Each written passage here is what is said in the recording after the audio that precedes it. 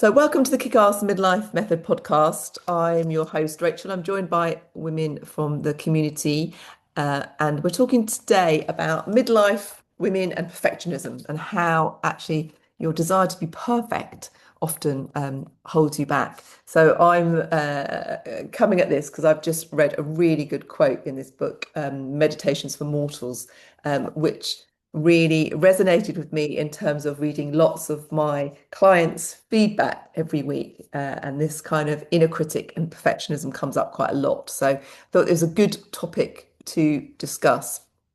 So we're covering why we often end up self-sabotaging with perfectionism, spotting when your inner critic is in charge, shifting your narrative to progress over perfection, how to celebrate your wins without also doing the reverse and sliding too much into complacency, and practical strategies to quiet the inner critic. So this was the quote that I read in this book was from this Adam Phillips, a psychotherapist.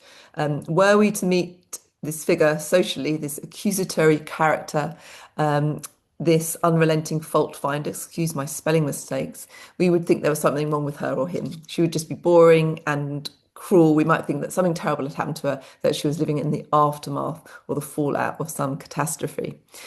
And yet, that's the voice that I definitely hear coming through on some of the check-in forms. And if you thought about the voice that you sometimes use on yourself, and thought about maybe using that on your daughter or a friend, I think that might make you stop and think about maybe not using that on yourself. So that kind of reverse golden rule: treat yourself as kindly as you treat others. So who recognizes one of these? You mess up your food for one day and you just go, well, my perfectionist mindset is just like, well, I might as well give up. I'm just useless. I'll give up for the whole of the rest of the week, start again on Monday, or start again next month, or start again New Year, because, I might as well, I'm useless. I might as well wait for the whole year to finish. Or you miss a workout and you tell yourself you're lazy. Hit 80% of your goal, but instead of focusing on that 80% that you've done really well and stayed consistent, you focus on that 20% that you didn't hit, and that's all you see. So this is, earning your worth through perfect behavior. And if that were truly productive, we'd all be thriving by now. So the science behind perfectionism, actually what you're doing when you're driving this, and it's difficult because we're probably all in this group, we're quite driven women, used to being successful at work, used to getting, achieving our goals. But actually, in terms of that science behind only driving ourselves if we're perfect, what's actually happening is your body physiologically cannot tell the difference between your external threats, so fight or flight response, and your internal critic. So you're basically turning your body into an enemy every time you're telling yourself, oh, you're rubbish, you haven't done it, and trying to pursue this like unending kind of goal for perfectionism. What you're actually doing is meaning that your heart rate variability doesn't level out, your recovery, so therefore it's affecting your recovery, it's affecting your sleep, cortisol stays high, and then your fat loss obviously becomes harder if you're constantly driving for this 20% and not appreciating where you've got to. So basically, if you think of it this way, your body really doesn't know the difference between being chased by a lion and being chased by your unrealistic expectations. So there's lots of studies which show that perfectionism linked with chronic stress, anxiety, health decline, and obviously elevated cortisol disrupts hormonal balance and muscle preservation. So how do you spot your inner critic?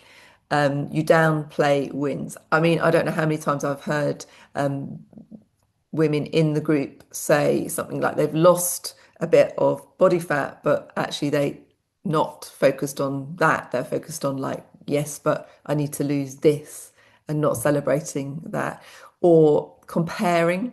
So are you someone that sometimes will see someone in the group mentioning that they've lifted something heavy or they've lost some weight, and you just end up thinking, oh, she's doing better than me, and you're constantly comparing. The other perfectionism, which is a big one that I see all of these actually quite a lot, but this delaying action is quite a big one as well. Like I will wait till the perfect situation, the perfect calmness, when I've got loads of time, and when things calm down, I'll action stuff. And I'm sure, as you all know, sitting on here, things don't often calm down for very long. And if you're waiting for that, a long space, space of time for that to happen, you're going to be waiting a long time. Or you are constantly thinking, I mess this up, I'll always mess this up. And that's affecting you actually taking action.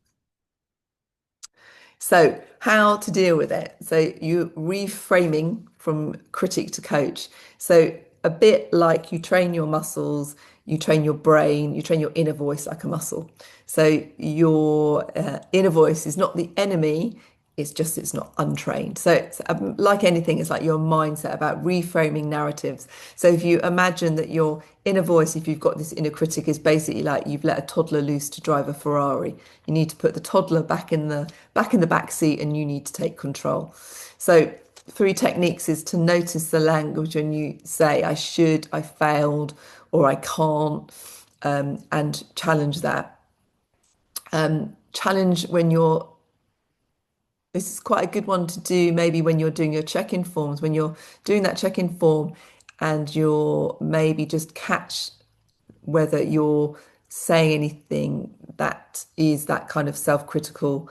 I have achieved something, but I want, this. And that's not saying we don't want you to progress and that there's nothing that there's a difference between not wanting to progress and also just being a bit down on what you've achieved and not recognizing that.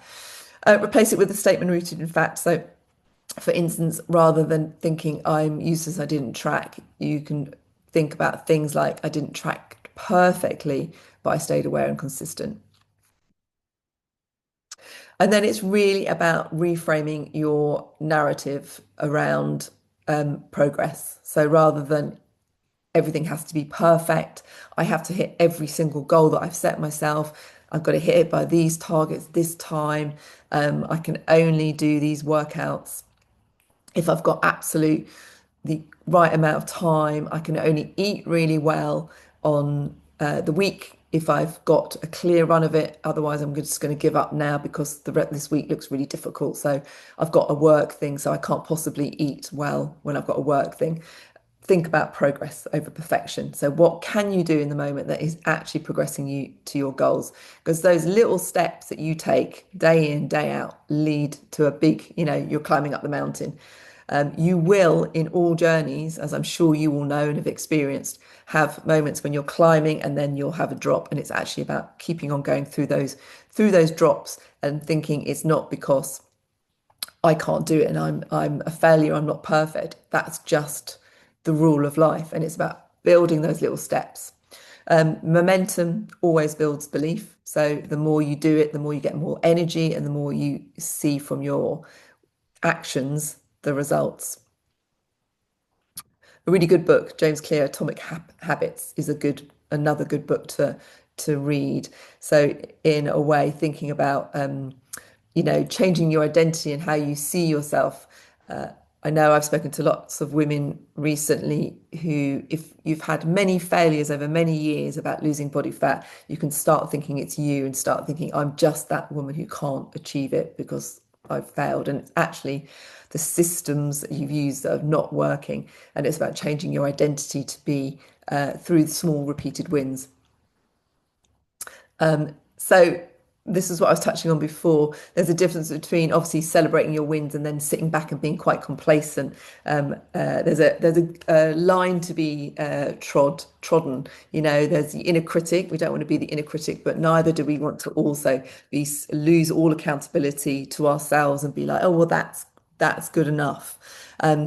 It's appreciating what you've achieved, um, and having this kind of maybe weekly reflection question. So for those who aren't in my community who might be listening to this back, maybe this is something that you can do. We do this every week about what has worked. So celebrating your wins, looking back on what didn't work and then reflecting about why that didn't work and learning and tweaking whatever that is for next week so your app's actually progressing. Whether that's that you maybe the body fat hasn't gone down, you haven't seen a shift, and then looking back at the nutrition and thinking, well, why didn't that do that? Oh, I've missed 3 out of 7 days I didn't actually track, or actually I didn't track perfectly then, or maybe I missed that workout. Why did you miss the workout? Look back and think, actually, it was just because I didn't plan it in. So getting it done beats perfect every time. So we had this on a call not that long ago, that instead of setting your ceiling targets, you're setting your floor targets. What's your minimum viable target that you will achieve and that you're going to celebrate even in the kind of really hard times? So I want all of you to go straight into the group after this call and write down what your minimum viable target is. If you can remember what the last one was that you set, even better for extra points. Detach identity from the income, from your outcome. So rather than saying I failed, it's thinking, how do I build on what I've learned through that not working? Because there's always lessons to be taken from what doesn't work. That's how you progress. It's often not about this perfection all the time. I'm doing it perfectly. It's actually you learn the most from like what's not worked and then thinking, okay, that didn't work. How do I ensure that I'm not going to do that next time? As I say, data over drama, I talk about this a lot. Look back at your data if things aren't working. Make sure you've tracked all your data. But then also remember, which I don't mention that often, is remember that feeling is also worth tracking. So for instance, because lots of us initially come into the program to lose body fat, we can forget that actually nutrition is more than that. And actually, it can change your energy levels. It can actually start to make you feel calmer, more emotionally balanced. So it might also be start worth tracking your feeling. Like, am I actually beginning to feel more energized with what I'm eating? So thinking, and am I starting to feel more empowered and stronger and more confident in the gym or at what I'm doing, at lifting the weight? So remembering that that's data as well. And plan for imperfection, because our lives are often interrupted by loads of different things getting in the way. So it's about adapting to that rather than just abandoning it. So yeah, you don't need to be perfect to be powerful. It is just about switching that mindset from perfection to progress. So I hope that's given you a pause for thought anyway, because I know there's lots of women with big, powerful inner critics, which can be really holding you back. So thanks for joining, and hopefully I'll see you on the next.